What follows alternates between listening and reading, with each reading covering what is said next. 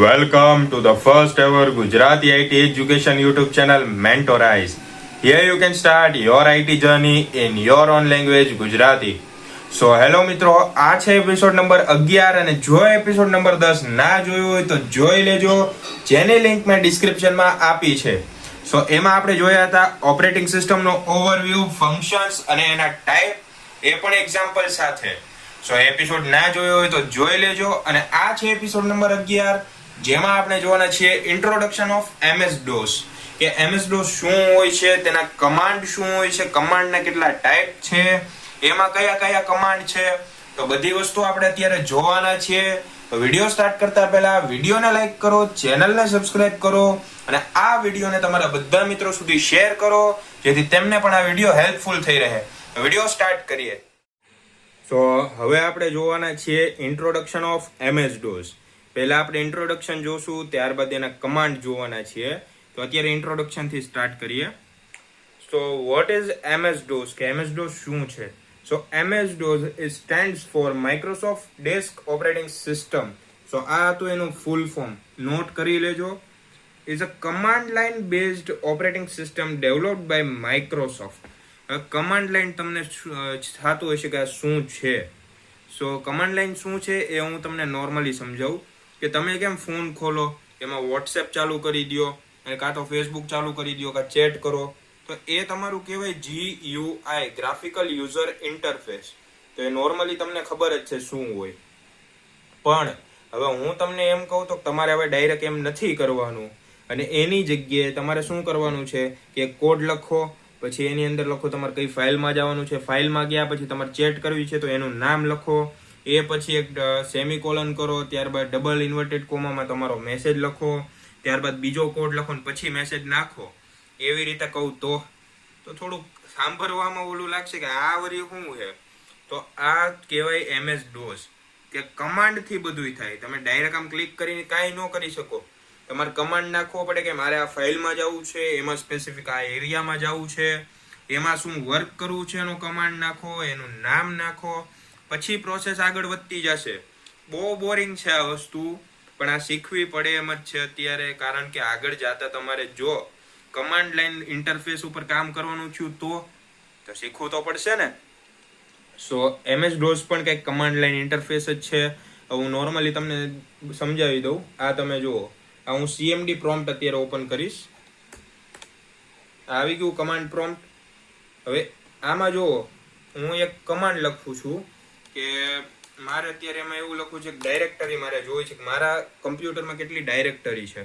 તો DIR લખ્યું, enter આપ્યું. હવે અહીંયા તમે જુઓ, અહીંયા તારીખ, ટાઈમ, ડાયરેક્ટરીનું જે નામ છે એ આપી દીધા છે મને સાથે. આ જુઓ, packet tracker, red hat, VS code, C language add, C language, PPT, Cisco packet tracer.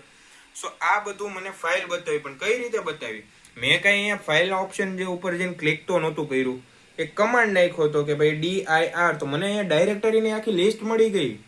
આ જોયું તમે? આને કહેવાય કમાન્ડ લાઈન ઇન્ટરફેસ, કે આવો કોડ કરવો પડશે, ત્યારબાદ તમારે કોઈ પણ ફાઇલ, એપ્લિકેશન ખુલે પછી એ વર્ક કરશે.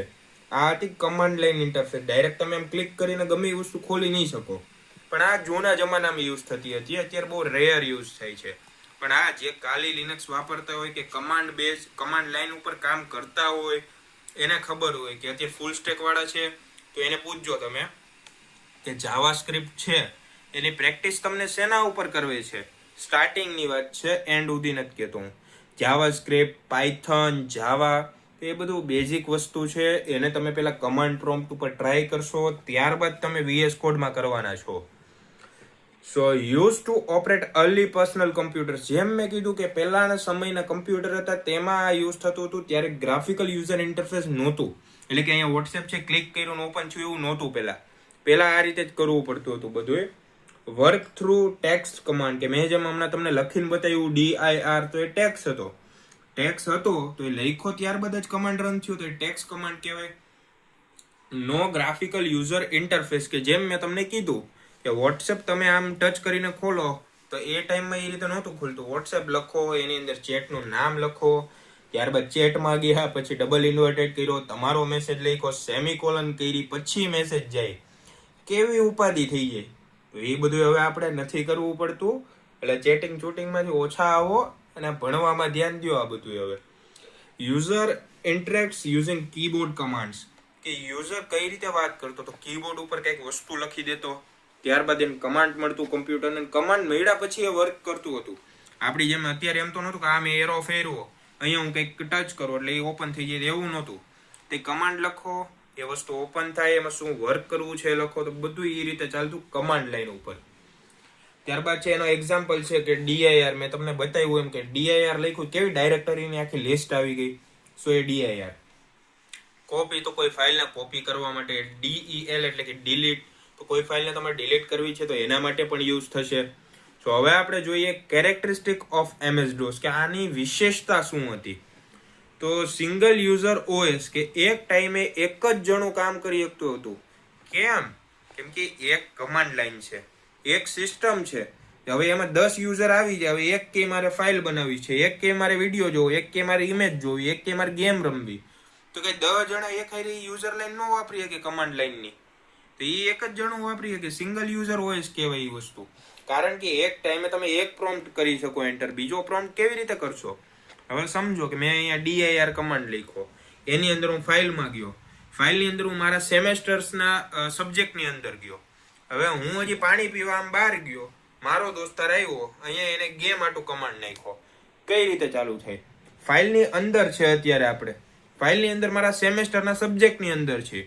તો સબ્જેક્ટની અંદર હું ત્યાં એ ગેમ ગોતવા જવાનો ક્યાં છે, તો પહેલા એને શું કરવું પડે કે સબ્જેક્ટની જે ફાઇલ છે એમાંથી બહાર નીકળશે, એમાંથી મેઇન ફાઇલમાં જશે, ત્યાંથી ગેમ ખોલશે, ત્યાંથી બીજું કામ કરશે. હવે હું અહીંયા બેઠો હોઉં, સાક્ષાત હું આવડો મોટો પ્રભુ બેઠો હોઉં અહીંયા, અને ઓલો આવીને હું ગેમ રમશે. હું અહીંયા કામ કરતો હોઈશ તો હું અહીંયા કામ કરું છું અને ઓલો આવીને એમ કે મારે ગેમ રમવી, તો મારે હું આ બધું એના આટું કાઢવું ને એને ગેમ કરીને દેવી મારે. તો એક ટાઈમ હું એક જ યુઝર યુઝ કરી, એને હું યુઝ નહીં કરવા દઉં, મારું કમ્પ્યુટર એ કંઈ. સો એમ સિંગલ ટાઈમે સિંગલ યુઝર વર્ક કરી શકે. ત્યારબાદ છે single tasking run one program at a time. હવે ઓપરેટિંગ સિસ્ટમનો સબ્જેક્ટ જે ભણી ગયા એને નોર્મલી ખબર હોય કે એક ટાઈમે તમે એક પ્રોગ્રામ રન કરી શકતા હતા, પણ ક્યાં? તો જૂના OSમાં, કે બહુ પહેલાનું ઓપરેટિંગ સિસ્ટમ હતું જે સ્ટાર્ટિંગમાં આવ્યું હતું એની વાત છે, કે તમે ઓપરેટિંગ સિસ્ટમનો એક ભાગ આવે કે 1 GB રેમ હોય, તો એમાંથી 300 MB RAM system operating system જ લઈ જાય છે. તો 300 MB તમે વાપરી નથી શકતા. વૈધી કેટલી? 700 MB બાકીની હતી. હવે એ 700 MB કાં તો ઇન્સ્ટાગ્રામને મળે, કાં તો વોટ્સએપને મળે, કાં તો ફેસબુકને મળશે. એવું નહીં થાય કે અડધી વોટ્સએપ ને અડધી ઇન્સ્ટાગ્રામ. એક જ વસ્તુ એમાં રન થશે એક ટાઈમે, એક જ વસ્તુ. હવે વોટ્સએપ વાપરવું છે તો ઇન્સ્ટા કાઢો, ઇન્સ્ટા વાપરવું છે તો ફેસબુક કાઢી નાખો. ગમે એક જ વસ્તુ રન કરી શકો તમે, બધી વસ્તુ ન થાય. કમાન્ડ લાઈન ઇન્ટરફેસ, એ મેં તમને હમણાં બતાવ્યું હોય કે પ્રોમ્પ્ટ ખોલ્યું હોય, એમાં કમાન્ડ નાખ્યો ને લિસ્ટ આવી ગઈ હતી. એ લો મેમરી રિક્વાયરમેન્ટ. હવે અત્યારે આપણે કેમ ફોટા વિડીયો બધું સ્ટોર કરીને રાખીને કેટલું બધું ભરી દઈએ છીએ, એપ્લિકેશન લાવીએ, એમાંથી ડેટા જમા થાય તો કેટલું સ્ટોરેજ ખાઈ જાય. પહેલાં એવું નહોતું. કમાન્ડ લાઈનમાં તમે કમાન્ડ નાખ્યો, એ વસ્તુ ઓપન થઈ, બંધ થઈ, કામ પૂરું, એ નીકળી ગઈ. એટલું જ હતું. ત્યાં બહુ સ્ટોરેજ નહોતું જોતું. ત્યાં 700 MB બહુ કહેવાતું. અને અત્યારે 8 TB નખાવો તો ઓછું પડશે તમને. કેમ? કાલ મૂવી આવ્યું, આપણે લઈ લીધું. પરમદી બહાર ગયા હતા, ફોટા પાડી લીધા. એક ગીત ઇન્સ્ટા ઉપર આવ્યું, યુટ્યુબ ઉપર આવ્યું, ડાઉનલોડ કરીને નાખી દીધું. એક નવી GTA 6 નીકળી તો એ નાખી દીધી. એ કોઈ દી ખૂટતું નથી તમારા લોકોનું. તો ગમે એટલું સ્ટોરેજ હશે તે તમારે જોઈએ અત્યારે. પણ આમાં કેવું હતું MS-DOSમાં કે બહુ ઓછું કામ હતું, એટલું બધું સ્ટોરેજની જરૂર નહોતી. તો સ્ટોરેજ ઓછું જોતું હતું, મેમરી ઓછી જોતી હતી એમાં. ત્યારબાદ છે fast execution for basic task, કે હવે મેં તમને DIR લખીને બતાવ્યું કેવું આમ ફટાફટ આખી લિસ્ટ આવી ગઈ હતી. તો એ હાવ બેઝિક કામ છે. તમારે ડાયરેક્ટરીની લિસ્ટ જોતી. હવે તમે એને ભાઈ રોકેટ સાયન્સનો ફોર્મ્યુલા નથી માંગ્યો કે ભાઈ મારે એક રોકેટ બનાવવું છે, મારે ચાંદ ઉપર જવું છે, એ તમને એ નહીં આપે. એમ કે ભાઈ તો ભણવા માંડ જા. ત્યારબાદ છે નો મલ્ટીટાસ્કિંગ નો GUI. એ મેં તમને કીધું કે ગ્રાફિકલ યુઝર ઇન્ટરફેસ નથી. અને મલ્ટીટાસ્કિંગ, એક ટાઈમે તમે એક જ કામ કરી શકો, એક સાથે વધારે નથી કરી શકતા તમે, એટલે મલ્ટીટાસ્કિંગ પણ નથી. હવે આપણે જોઈએ એના કમાન્ડ્સ, કે MS-DOSમાં કઈ ટાઈપના કમાન્ડ આવે છે, એમાં કયા કયા અંદર કમાન્ડ છે, એ બધું જોશું. So MS-DOS commands are divided into 2 types, કે 2 ટાઈપમાં એ કમાન્ડ વેચાયેલા છે. આપણે કેમ કહીએ કે પુરુષ ને સ્ત્રી, તો એ 2 ભાગમાં વેચાઈ ગયા એમ. હવે પહેલો ટાઈપ છે ઇન્ટરનલ કમાન્ડ, બીજો ટાઈપ છે એક્સટર્નલ કમાન્ડ. હવે ઇન્ટરનલ કમાન્ડ એ કે સ્ટોર્ડ ઇન command.com કે કમાન્ડનું જે મેં તમને હમણાં બતાવ્યું કમાન્ડ પ્રોમ્પ્ટ, તો એની અંદર પહેલેથી એ સ્ટોર કરેલા જ છે કે આ વસ્તુ કોઈક લખે તો આ તમારે આઉટપુટ આપવાનું, તો એ ઇન્ટરનલ કહેવાય. પણ એક્સટર્નલ કમાન્ડ એટલે કે store as a separate file on disk. હવે સમજો કે તમે GTA Vice City રમો છો, ઓરિજિનલ વસ્તુ છે, તો એ આવશે ઇન્ટરનલ કમાન્ડમાં. પણ તમે એને મોડ એપીકે કરી નાખશો, એટલે કે હેક વર્ઝન તમે ડાઉનલોડ કરશો, તો એની ફાઇલ તો તમે અલગ જ ડાઉનલોડ કરવાના. એટલે તમે એક્સટર્નલ માટે ફાઇલ ડાઉનલોડ કરી એને GTA Vice City એ કનેક્ટ કરી દીધી તમે આમાં. તો હવે જે ચીટ શીટ તમે ડાઉનલોડ કરી છે, હું જે તમને હેક વર્ઝન કહું છું, એ તમે એક્સટર્નલ રીતે તમારા ફાઇલમાં સેવ કરી, પણ એ તમારી મેઇન ગેમ છે એમાં તમે યુઝ કરો છો. તો ઇન્ટરનલ ને એક્સટર્નલનો કોન્સેપ્ટ પણ એવો છે કે એક તમારી ઓરિજિનલ ફાઇલ છે અને બીજી ફાઇલ તમારી છે જે સ્ટોરેજમાં સમાય છે. તો સ્ટોરેજમાં જે સમાય છે એ તમે જ્યારે જરૂર પડે ત્યારે આમાં લઈને યુઝ કરી શકો, પાછી મૂકી દો, જોઈ ત્યારે યુઝ કરો, પાછી મૂકી દો. તો એના જેવી વસ્તુ છે. ને એમ ન સમજો તો હું તમને આમ સમજાવું કે મારી પાસે આટલી લિસ્ટ છે, આ મારી પાસે આટલું ચોરસ છે, એટલી જ જગ્યા છે આમાં સંભાળવાની. હું કરીશ કે આ ડેટ એન્ડ ટાઈમ કાઢી નાખીશ અત્યારે નહીં. કેમ? કારણ કે પરમાનન્ટ સ્ટોર છે. તો હવે હું શું કરીશ કે મારે અત્યારે આ વસ્તુ જોઈ છે વાપરવા માટે, તો મારે એને સ્ટોર નથી કરવી, કેમ કે મારે આજીવન નથી રાખવી, પરમાનન્ટ નથી રાખવી. હું લઈશ આને, કામ કરાવીશ મારી પાસે, પાછો મોકલી દઉં. અહીંયા નહીં રાખું મારા ઘરમાં, પાછો એના હોસ્ટેલ એક પીજીએ મોકલી દઈશ. સો એની જેમ જ છે ઇન્ટરનલ એક્સટર્નલ. સો હવે ઇન્ટરનલમાં જોઈએ સ્ટોર્ડ ઇન કમાન્ડ લાઇન, કે એમાં સ્ટોર થાય છે કમાન્ડ પ્રોમ્પ્ટમાં. ત્યારબાદ છે loaded into memory at system startup, કે જ્યારે તમે લેપટોપ, કમ્પ્યુટર, મોબાઈલ ચાલુ કરો ત્યારે એ વસ્તુ છે એ તમારા ઓપરેટિંગ સિસ્ટમ હારે ચાલુ થઈ જાય છે. એને અલગથી તમારે બોલાવવી નથી પડતી કે અલગથી ફાઇલ ઇમ્પોર્ટ નથી કરાવવી પડતી. એ જ્યારે સિસ્ટમ ચાલુ થાય ત્યારે એ પણ ચાલુ થઈ જાય. ઓલવેઝ અવેલેબલ, કે ક્યારે એવું નથી કે તમે એને કોલ કરો ને એ આવે અહીંયા કામ કરવા. હંમેશા એ તમારા માથે જ બેઠું હોય છે ઓપરેટિંગ સિસ્ટમ ચાલુ કરો એટલે. સો એક્ઝામ્પલ એવા છે કે DIR બધી ફાઇલ શો કરશે. મેં તમને હમણાં DIR લખીને બતાવ્યું. સો બધી ફાઇલની લિસ્ટ આવી ગઈ. બીજું છે SCLS. હવે એ ડાયરેક્ટરીની ફાઇલ મેં લખ્યું તો એમાં DIR આખી લિસ્ટ આવી હતી. હવે એ જ લિસ્ટને હું આવડું લખી દઉં કે SCLS ક્લિયર સ્ક્રીન, તો એ આખી ફાઇલ બધી વહી જશે. જેટલું સ્ક્રીન ઉપર લખ્યું બધું વહી જાય. ત્યારબાદ છે કોપી, કે એમાંથી અમુક એવી ફાઇલ હોય કે મારે એવી 2 ફાઇલ જોતી હોય, તો હું શું કરી, એક કોપી લખ્યું છે તો કોપી લખી દઈશ અને ત્યારબાદ એ ફાઇલનું નામ લખી દઈશ, તો એવી જ બીજી ફાઇલ બની ગઈ. ત્યારબાદ છે ડેલ, કે એક ફાઇલ મારે નથી જોતી તો હું DEL લખી, ફાઇલનું નામ લખીને એન્ટર આપી દઈ, ફાઇલ નીકળી ગઈ. તો તમારે આમ કે મેન્યુ ઉપર જઈને આમ ક્લિક કરો, રાઈટ બટન દબો, ડિલીટ એમ કરવાની જરૂર નથી. DEL ફાઇલનું નામ, વાત પૂરી. ત્યારબાદ છે ડેટ એન્ડ ટાઈમ, કે અત્યારે શું તારીખ છે, કયો વાર છે, એ બધું તમને બતાવી દેશે. સો હવે આ તો ઇન્ટરનલ કમાન્ડ્સ, કે આ ઇન્ટરનલી હોય જ, ગમે કમ્પ્યુટર હોય. કે તમારે કોપી પેસ્ટ તો બધાયમાં આવે, ડિલીટ તો બધાયમાં આવે, ડેટ એન્ડ ટાઈમ તો એ બધાયમાં આવે. તો એ વસ્તુ ઇન્ટરનલ કહેવાય. હવે છે એક્સટર્નલ કમાન્ડ્સ, કે stored as a separate file on disk, કે મેં તમને કીધું કે આપણે કોઈ પણ વસ્તુ યુઝ કરવી છે વધારાની જે સિસ્ટમમાં નથી, તો એને તમે એક નવી ફાઇલ બનાવીને તમારા સ્ટોરેજમાં સ્ટોર કરી શકો, કે જ્યારે એ વસ્તુની જરૂર છે એ આપણે લઈએ, યુઝ કરીએ અને પાછું મૂકી દઈએ. તો એ છે external command. Loaded only when required, કે ક્યારે લોડ થશે, કે જ્યારે આપણે જરૂર છે, એને આપણે કોલ કર્યો છે કે તું ભાઈ અહીંયા આવ, મારે તારું કામ છે, તો એ ત્યાંથી અહીંયા આવશે, વર્ક કરશે અને પાછું વયું જશે. એટલે રિક્વાયરમેન્ટ હોય ત્યારે એ કોલ થશે. ત્યારબાદ છે નોટ ઓલવેઝ અવેલેબલ, કે રોજ અવેલેબલ નથી. કેમ કે એને તમે કઈ દાડી નથી આપતા, કે નથી તમારે ઘરે હોવા દેતા, એને રહેવા દેતા, કે અહીંયા અહીંયા પડ્યો રહે, એ પાછો ઘરે હોયો જશે. એટલે દર વખતે અવેલેબલ નહીં હોય. ફોન કરો, હાલ ભાઈ તારું કામ છે, 200 રૂપિયા દાડી આપીશ, આવ.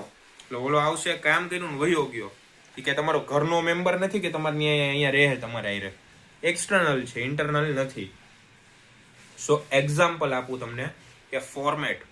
ફોર્મેટ વસ્તુ એવી છે કે ફોર્મેટના તમારે ઘણા ટૂલ્સ આવે. હવે તમે HTML CSS કરતા હોય તો ટેક્સ્ટ ફોર્મેટિંગ આવે, કે ટેક્સ્ટને તમારે ફોર્મેટ કરવા છે તો CSS થી થશે, HTML થી નહીં થાય.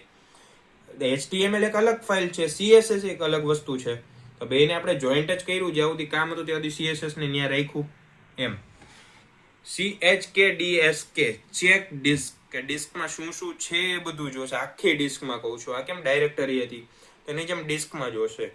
એક્સ કોપી, તો અહીંયા કોપી ફાઇલ થતું હતું ઇન્ટરનલમાં, પણ એક્સ કોપી છે ત્યાં કોપી ફોલ્ડર થશે, કે ફોલ્ડરની અંદર 100 ફાઇલ હોય પણ ફોલ્ડર એક હોય તો એક આખું ફોલ્ડર ઈ કોપી કરી શકે, એટલે કે એક વારમાં 100 ફાઇલ ઈ કોપી કરી લેશે.